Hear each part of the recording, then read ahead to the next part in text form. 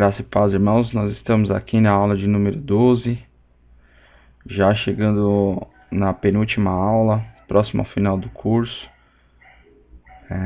Tem sido muito bacana estar com vocês ao longo desse mês, compartilhando conhecimento sobre gestão.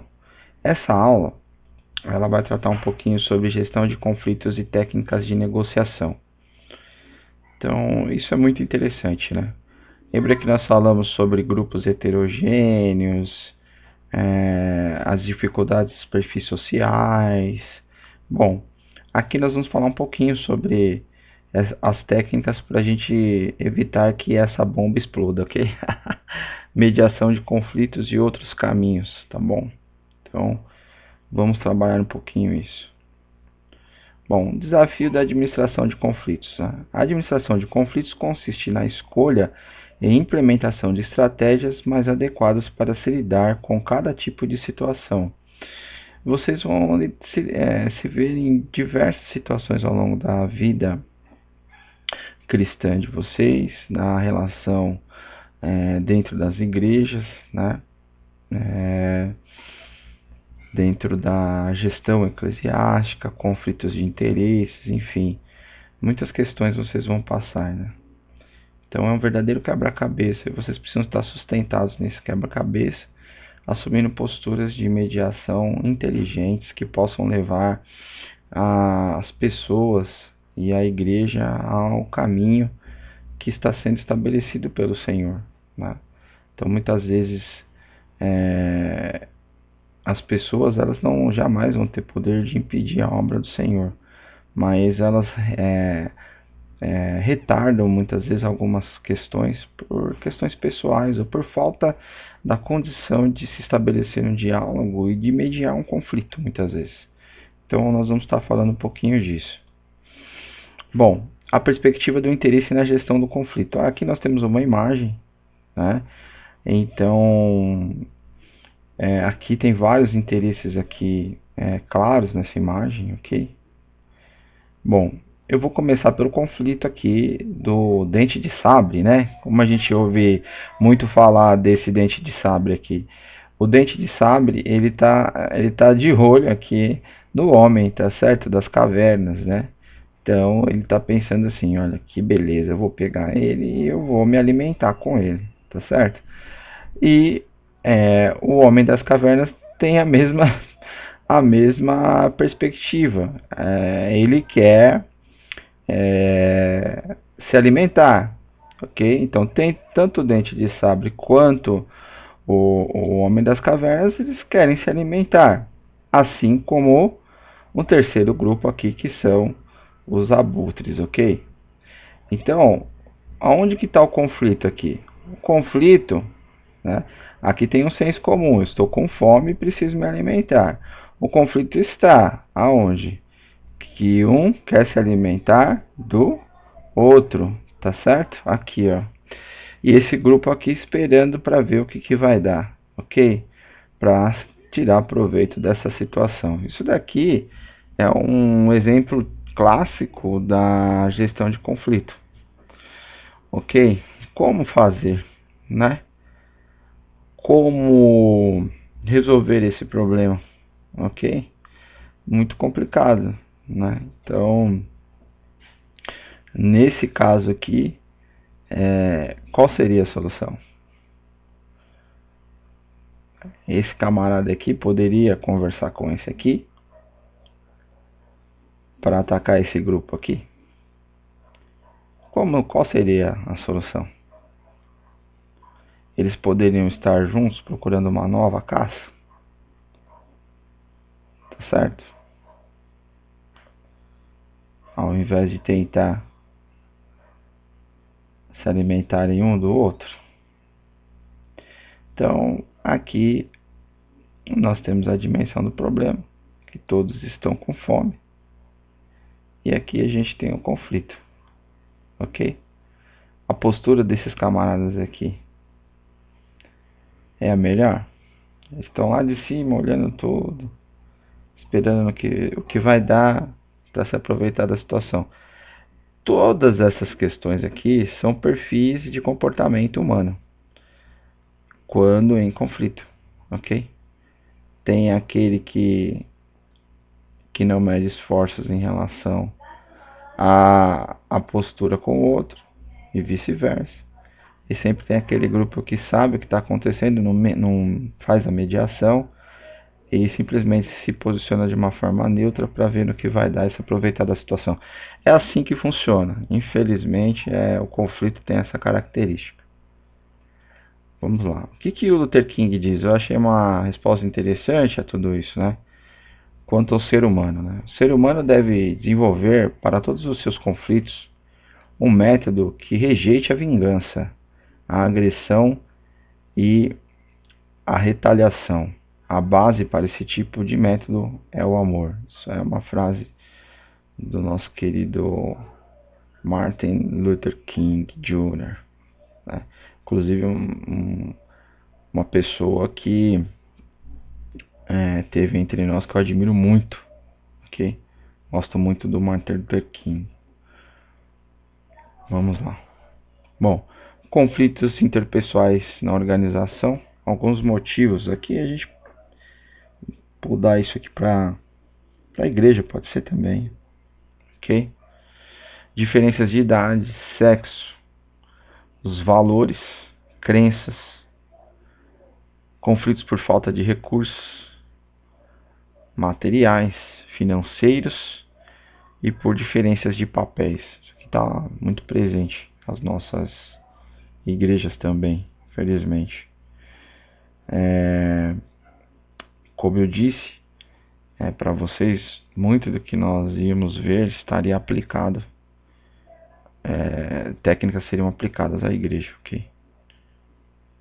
Então vamos falar um pouquinho aqui, né? As diferenças de idade, por exemplo. Muitas vezes você quer implementar um projeto, você vai ter uma faixa etária de 25 a 35 anos e outra mais aguda de 40, vamos colocar de 50 anos a 65, 70 anos de idade. Esses interesses, eles muitas vezes são conflituosos. Por quê? Por causa da perspectiva de mundo e identidade que foi gerada ao longo do tempo das pessoas, né? Maturidades diferentes, visão diferente, às vezes o tempo, a época é diferente, então há um conflito. O sexo, a gente vê a questão do gênero, o homem e a mulher, né? Gerando problema aí também, às vezes. A questão de valores pessoais, as crenças pessoais, né? A falta de recurso, né? Material, financeiro e diferenças de papéis, né? Isso aqui é muito comum, ok? Bom, conflitos interpessoais são os tipos comuns, ó, hierárquicos. Colocam em jogo as relações com a autoridade existente. Ocorre quando a pessoa é responsável por algum grupo, não encontrando apoio junto aos seus subordinados e vice-versa, ou seus colaboradores, ou seus cooperadores, ou seus voluntários e vice-versa. Tá certo? Olha só. Essa responsabilidade por grupos também, a gente precisa enxergar que também às vezes é a pessoa que é responsável que gera conflito, mas é difícil gerenciar grupos, ok? Neste caso, as dificuldades encontradas no dia a dia deixam a maior parte das pessoas envolvidas desamparadas, a maior parte das pessoas envolvidas desamparadas quanto à decisão a ser tomada, ou seja, não se tem posicionamento, né? Então, quando você tem liderança que não se posiciona, você fica desamparado, ok? Não tem direção, tem foco. Pessoais, ó, tipos comuns de conflitos, dizem respeito ao indivíduo, a sua maneira de ser, agir, falar, tomar decisões. Aqui tem um exemplo de rixas pessoais, que fazem com que as pessoas não se entendam e, portanto, não se falem. Em geral, esses conflitos surgem a partir de pequenas coisas ou situações, né, nunca abordadas entre os interessados. Então, vai surgindo coisas e não se conversa. O resultado é o confronto tácito que reduz em muito a eficiência das relações. Ou seja, fica aquela queda de braço danada, sem o diálogo e só o dedo em riste, apontando o dedo às vezes um para o outro, ou expondo ao defeito do outro para as pessoas, né? Isso é muito complicado, mas é conflito. Conflito por causa de quê? Da forma de ser, agir e falar e tomar decisões. E ainda vou mais longe, né? Às vezes as pessoas elas não se conhecem. Isso acontece dentro das igrejas. E elas simplesmente dizem, olha, eu não gosto daquela mulher, não gosto daquele rapaz, eu não gosto daquele irmão que prega lá. E na verdade não tem nenhum tipo de relação que justifique até uma postura dessa, né? Simplesmente é uma antipatia que não tem nem subsídio, não tem origem, não tem o porquê, entendeu? Então isso acontece muito, então não é fácil, os conflitos são constantes e vocês vão ter que lidar com essas situações. Bom, consequências do conflito, aspectos básicos, né? Perda, perda dos reais objetivos, né? Tem um errinho aqui, desculpem. Tudo se reflete primeiramente em derrota, seja aquele pessimismo danado. Transmissão de um sentimento ruim aos novos membros do time ou da equipe, ou quem faz parte do ministério. Fortalecimento dos estereótipos, né? Então fica aquela coisa do herói, o ganhador, o perdedor, os mitos. E a equipe segmentada por estes fatores, ou seja, uma separação, uma desunião em relação aos objetivos e metas estabelecidas ou às próprias relações interpessoais. Passos básicos para a administração dos conflitos. Criar uma atmosfera afetiva. Que é importante, né? A atmosfera afetiva, ela é mais receptiva, menos reativa. Esclarecer as percepções, ou seja, deixar bem claro tudo que é percebido entre todos. Focalizar em necessidades individuais e compartilhadas, muito importante. Né? Olhar para o coletivo, mas também para o individual. Construir um poder positivo compartilhado, né? O poder a gente pode colocar aqui uma postura positiva e compartilhada, né? Uma posição. Olhar para o futuro e em seguida aprender com o passado e aplicar os conhecimentos, né? Do passado e as experiências do passado no hoje. E o futuro é uma meta, mas temos que viver o hoje. Gerar opções de ganhos mútuos. Desenvolver passos para a ação a ser efetivada e estabelecer acordos e benefícios mútuos, ok? Então isso é muito importante, né? O que eu penso de tudo isso, né? Quando falo aqui estabelecer acordos e benefícios múltiplos, é não ser centralizador, dividir as tarefas, dar importância a todas as tarefas a serem desenvolvidas e valorar as pessoas que vão estar assumindo as responsabilidades. Quando se cria hierarquia de valor de tarefa, e se atribui a determinada pessoa, isso aí também gera conflito. A pessoa às vezes se sente mais valorizada que as outras e as outras menos valorizadas do que aquela que recebeu a tarefa. Isso é muito complicado, né? Então, nenhum processo se constitui sem uma das suas partes, entendeu? Então, quando ele é processuado, ele não vai se constituir, ok? Se faltar uma das partes, então valorize todas elas. Bom, técnicas de negociação aqui. Por que negociar? Porque eu tenho os interesses envolvidos de A e B. Certo? Olha nós aqui, ó. Nós somos aqui literalmente as pessoas que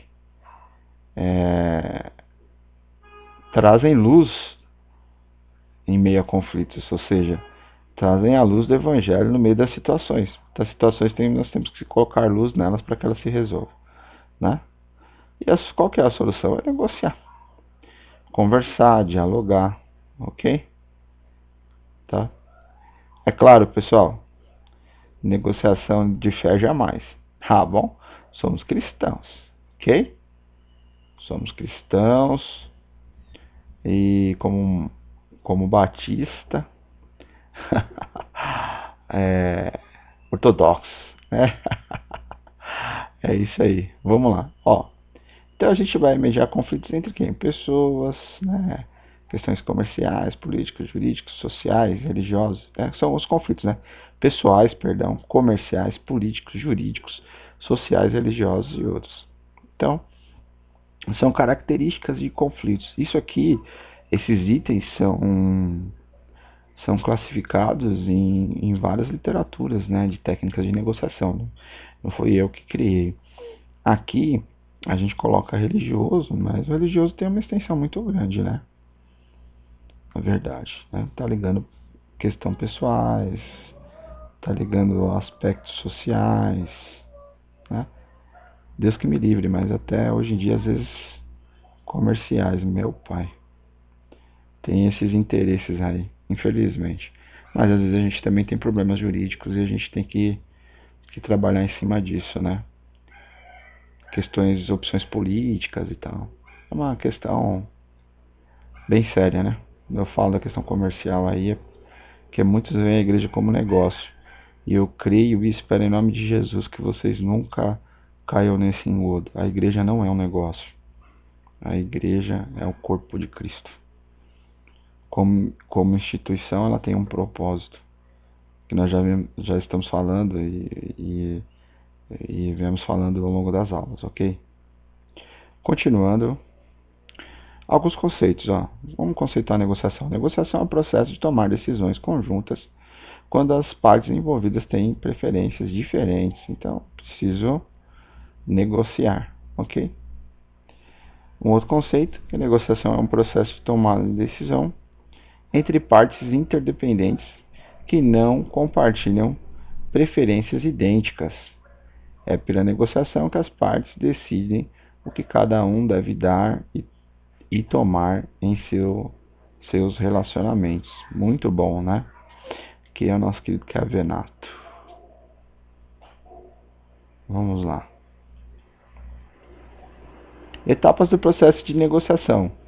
Então, qual que é a ideia de falar um pouquinho sobre isso com vocês? É assim, poxa vida, quando você vai apresentar alguma coisa, ou você tem um projeto, ou você vai para uma reunião, ou vai para uma assembleia, você precisa ter as coisas bem definidas nas mãos, né? Então, você precisa se preparar, precisa ter uma ideia de como fazer uma abordagem das questões, né, na reunião. Então, ó, fundamental, planejamento, defina objetivos, determine sua margem de negociação, como que você pode fazer mediante as questões que forem colocadas, né? Formule algumas hipóteses, né, em relação àquilo que precisa ser feito e prepare um ambiente para que isso aconteça, né? Promova um quebra-gelo. É importante, um quebra-gelo pode ser várias coisas, mas o que é importante é, principalmente dentro da igreja, né? Mostrar que o objetivo é comum, né, irmãos? No sentido de atendimento a uma necessidade específica coletiva, ok? A exploração, buscar fatores ou causas implícitas, né? Então, na argumentação, você vai tentar descosturar, às vezes, algumas posições, né? Às vezes as pessoas elas não estão sendo claras, elas estão sendo subjetivas, mas com causas implícitas toda hora vindo é, vindo à tona de uma forma de colocação ou de uma postura. Então, por quê? Porque tem algo implícito ali que precisa ser discutido. Então, você precisa fazer esse processo de exploração, tentar descobrir quais são as causas implícitas para a solução do conflito. Senão não tem jeito. Muito complicado, né? Verdade sempre, né? Jesus disse, eu sou o caminho, a verdade e a vida. Jesus é a verdade. A verdade, por mais difícil, por mais dura que ela se mostre em determinadas situações, em relação principalmente aos nossos erros e às nossas falhas, ela é melhor do que a mentira. Confronto. A apresentação da proposta. Tem que se preparar também para um processo de sabatina, de contraproposta e um acordo, ok? E dentro de todo esse trâmite você vai avaliar. Vamos lá. Bom, métodos de negociação. Então eu coloquei aqui alguns métodos que são adotados, ok? o método afável, o método áspero e o baseado em princípios, né? Que é o que nós acreditamos, né? Bom, o afável, participantes são amigos. No áspero, os participantes são adversários. Nos princípios, os participantes são solucionadores de problemas. No afável, a meta é o acordo. No áspero, a meta é a vitória. Percebe? No baseado em princípios, a meta é um resultado sensato atingido de maneira eficiente e amigável. Perceba as diferenças aqui, né? São questões diferentes. Concessões para cultivar relacionamento. No método afável. Concessões como condição de relacionamento. Então eu condiciono meu relacionamento com você a algo consensual. E, por princípios, separe as pessoas do problema. Isso aqui é muito real e tem que ser muito aplicado e é um grande desafio, ok? Muitas vezes o problema envolve pessoas, mas tem que separá-las do problema. Por quê? Porque o problema, muitas vezes, apesar de envolver essas pessoas, não tem origem nelas. Então tome cuidado, hein? Muda facilmente de posição, o afável. O áspero aferra-se à sua posição, ou seja, fica preso a ela. O baseado em princípios concentra-se nos interesses e não nas posições. Olha o afável aqui. Aceita perdas unilaterais para chegar a um acordo. O áspero exige vantagens unilaterais como preço do acordo. Se não tiver vantagem, não tem acordo. Né? Lugar que é muito aplicado isso aqui, Congresso Nacional. Os por princípios, invente opções de benefícios mútuos, né? Benefícios mútuos, né? Pense de formas de trazer ganho a todas as pessoas, seja ele o que for, tá? Ganho espiritual a gente pode entender também. Estou puxando para o nosso lado cristão, mas é real. O afável insiste no acordo. O áspero ele insiste em sua posição. Aquele que está baseado em princípios, ele vai insistir em critérios objetivos, certo? Somente coletivos, ok? Então, isso é uma tabela. Coloquei a fonte aqui, ok? Para a gente ter uma ideia da importância de negociarmos com base em princípios, ok? Olha só, estilos e táticas, né? Aqui tem um gráficozinho que é a empatia com os interessados da parte em função dos interesses próprios. Então você vai ter o interesse do outro, certo? E aqui é o nível de empatia com esse interesse com os seus. Né? Então nós temos vários formatos aqui. Aquele que se interessa demais pelo interesse da parte e não se interessa, e se interessa muito pouco pelo seu interesse, ele vai ser classificado como conciliador, né? O cara brando, conciliador. Aquele que se preocupa pouco com o interesse das partes e pouco com os interesses próprios, geralmente tem o perfil evasivo, aquele camarada ciscador. Ok? Aquele que busca muito interesse próprio e procura compreender, ter empatia com o interesse dos outros ou da outra parte, ele é tido como um predador duro. Olha só. Quer ver o lado dele e as outras questões não são tão bem vistas, né? E nós temos o criativo, né? Que ele tanto tem empatia com os interesses das partes, mas também com seus interesses. Então esse camarada aqui, ele é um solucionador de problemas. Esse perfil aqui é muito bom, né, a ser encontrado nas pessoas. E também um perfil a ser buscado por nós na manutenção do conflito. né, na negociação. Então, há momentos, irmãos, que nós vamos permear esses comportamentos aqui, viu? Essa aqui é a verdade, tá? Vão existir situações em que a gente vai precisar administrar esses perfis, mas por que eu quis trazer esse gráfico aqui para vocês, ok? Para vocês entenderem dos perfis que existem e aquilo que a gente tem que procurar fazer para solucionar problemas. A gente precisa entender o interesse do outro e também mediar tudo isso com o nosso interesse próprio. Vocês vão fazer muito isso na vida cristã e ministerial de vocês. Não é fácil, é um grande desafio.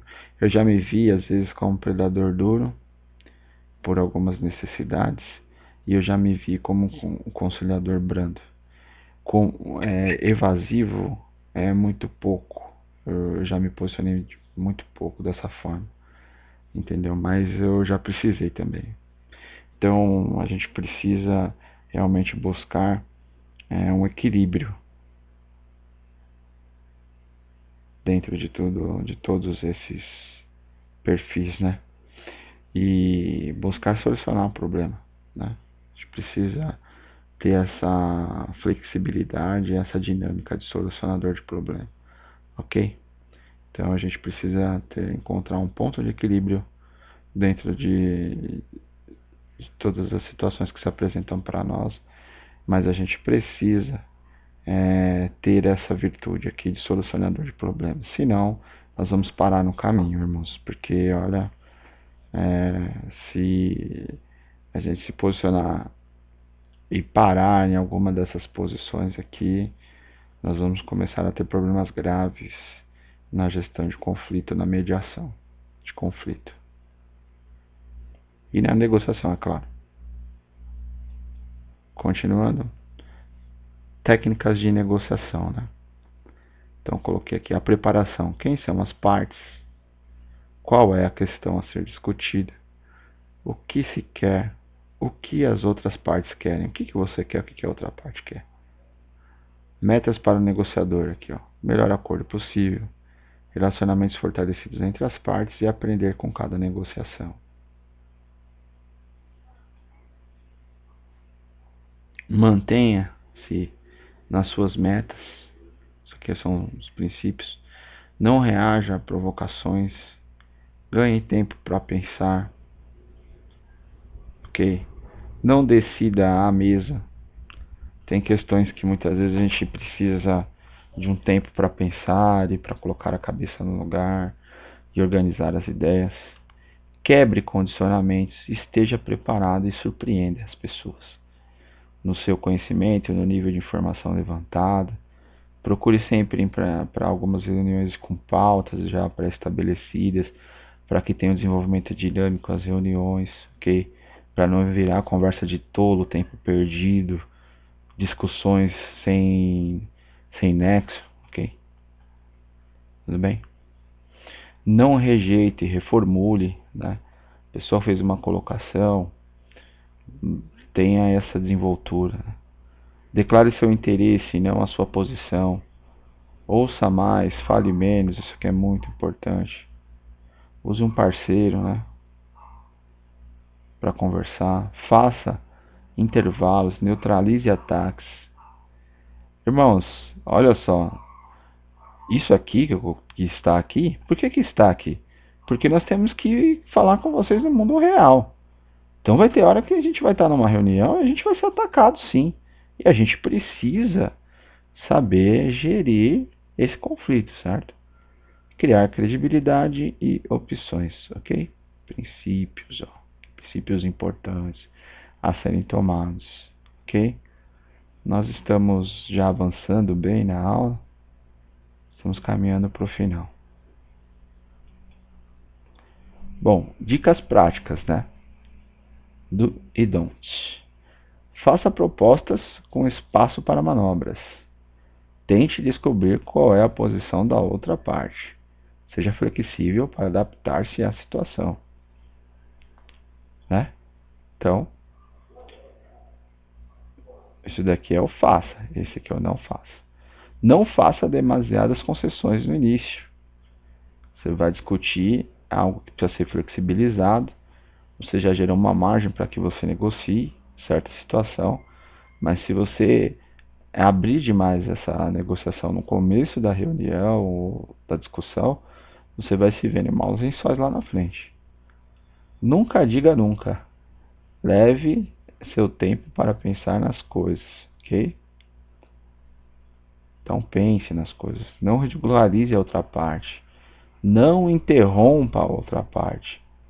Não faça reuniões com mais de 2 horas. Que também é importante. Porque aí não tem reunião que se sustente mais de 2 horas. Perde totalmente o foco. E você vai perder até o foco em relação ao assunto que vai ser discutido. E aquilo que precisa ser negociado, tratado, convencionado, direcionado. Ok? Ok. Então, nós chegamos aqui no final da nossa aula. Próxima aula, aula 13. Né? Vocês viram lá que eu cheguei no slide, que é a nossa última aula. A aula 13 será a nossa última aula. Ok, irmãos? Irmãos, tenham muita paciência. Estamos chegando ao final do curso. Né? Próxima aula já está aí às portas, que é a aula final. Eu estou muito feliz de poder estar com vocês. Muito, muito agradecido a Deus pelos testemunhos. Amém? Que vocês têm dado. Orem por mim, pela minha família. Meu nome é Fábio, vocês sabem que sou professor. Mas eu tenho minha esposa que chama Cássia, meu filho Vitor e o André. Minha esposa tem a mesma idade que eu tenho 39 anos, esposa 38, né? Diferença de meses. Meu filho Vitor tem 14 anos e o André tem 4 anos, né? Mês que vem faz 5 aninhos. Orem por nós, ok? Estejam orando por nós e pedindo pelas nossas vidas, amém? E orem pelo seminário, orem pelos professores, orem pelo curso de vocês à distância. Orem pela igreja brasileira, orem pelo nosso país, amém? Fique com Deus, amém? Isso aqui é uma técnica, algumas questões para você pensar. Eu creio no poder de Deus e na ação do Espírito Santo na nossa vida, mas sejam prudentes, ok? Não, não é erro da parte de vocês de se prepararem para fazer as coisas de forma ordenada, como nós estamos falando. Na verdade, isso é virtude. Então entenda isso como uma virtude de Deus e que vocês vão utilizar tudo que está sendo falado para que você tenha uma postura de liderança, de pastorado com responsabilidade, ok? Fique com Deus. Até a próxima aula.